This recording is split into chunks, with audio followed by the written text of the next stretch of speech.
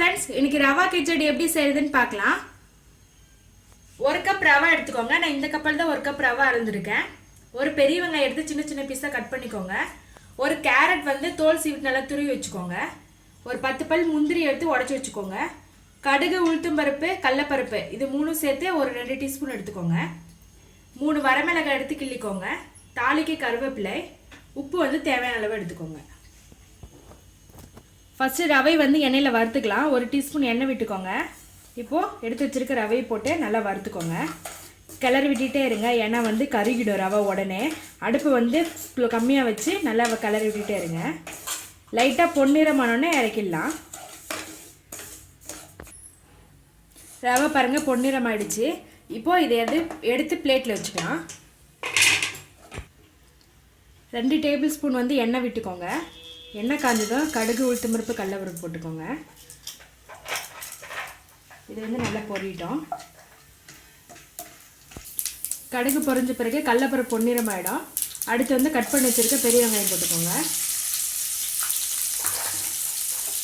இது கூடவே எண்ணெயில் இந்த சைடு முந்திரி போட்டுக்கோங்க.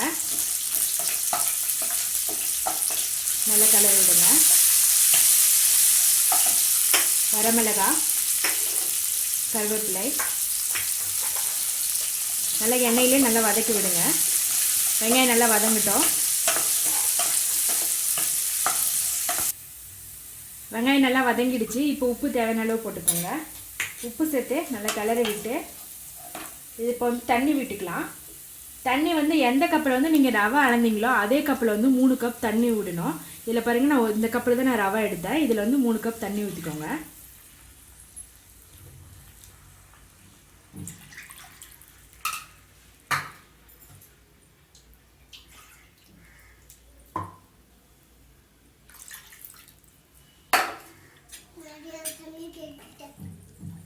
இப்போ வந்து தண்ணி நல்லா கொதி வரட்டும். தண்ணி நல்லா கொதிச்சிருச்சு.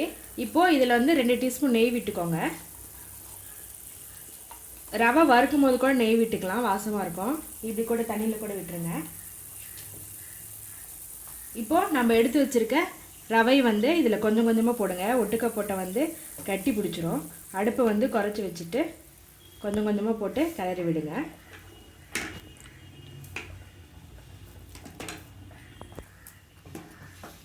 இப்போது ரவை போட்ட பிறகு கட்டி இல்லாமல் கிளறி விட்டுட்டே இருங்க, இல்லைன்னா வந்து கட்டி பிடிச்சிரும். நல்லா கிளறி விடுங்க.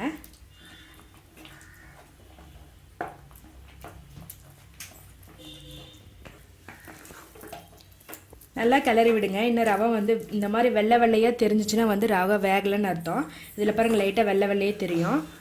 நல்லா கிளறி விடுங்க. இன்னும் கொஞ்சம் வேகட்டும். இது கூட 1 டீஸ்பூன் எண்ணெய் விட்டுக்கோங்க. எண்ணெய் விட்டு நல்லா கிளறி விடுங்க.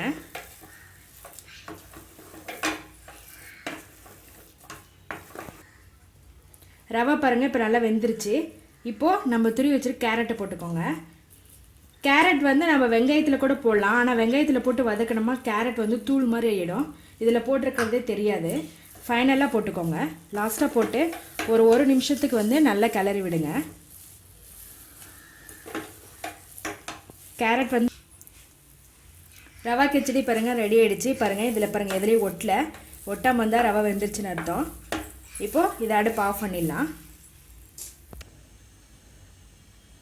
ரொம்ப டேஸ்டியான ரவா கிச்சடி ரெடி ஆகிடுச்சு. ரொம்ப ஈஸியாக செஞ்சிடலாம். நீங்கள் இதே போல் வீட்டில் ட்ரை பண்ணி பாருங்கள். பிடிச்சிருந்தா எங்கள் சேனலை சப்ஸ்கிரைப் பண்ணுங்கள். ரேவதிஸ் தமிழ் கிச்சன் பார்க்குற எல்லாருக்கும் ரொம்ப நன்றி.